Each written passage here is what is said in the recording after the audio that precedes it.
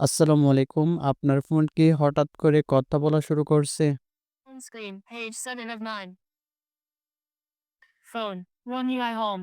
Custom actions, swipe up and down to select. স্ক্রিনে যেটা touch করেন সেটা ফোন জোরে, জোরে বলে। একবার টাচ করলে কাজ হয় না, ডাবল ট্যাপ করতে হয়। তাহলে বুঝে নিন আপনার ফোনে স্ক্রিন রিডার অথবা ভয়েস অ্যাসিস্ট্যান্ট চালু হয়ে গেছে। আজকের এই ভিডিওতে আমি দেখাবো এই সমস্যা কেন হয়। ফোন নষ্ট না করেই ২ মিনিটের মধ্যেই স্ক্রিন রিডার অথবা ভয়েস অ্যাসিস্ট্যান্ট সম্পূর্ণ অফ করার সঠিক উপায়। আপনার ফোনে যদি এই সমস্যাগুলো হয়, ফোন নিজে, নিজে কথা বলে, একবার টাচ করলে কাজ করে না, ডাবল ট্যাপ করতে হয়, স্ক্রল করতে গেলে ২ আঙ্গুল লাগে, ১ আঙ্গুল দিয়ে স্ক্রল করানো যায় না, তাহলে নিশ্চিত আপনার ফোনে স্ক্রিন রিডার অথবা ভয়েস অ্যাসিস্ট্যান্ট চালু হয়ে গেছে। অলরাইট, চলুন এখন দেখে নিই কিভাবে আপনি স্ক্রিন রিডার অথবা ভয়েস অ্যাসিস্ট্যান্ট অফ করবেন। ফার্স্ট অফ অল আপনি ডাবল ট্যাপ করে সেটিংস ওপেন করে নিবেন।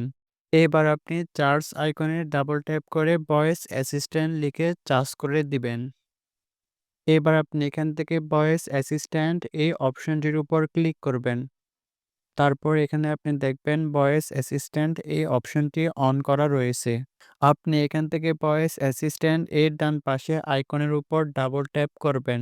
তারপর এখান থেকে আপনি ওকের উপর ডাবল ট্যাপ করবেন।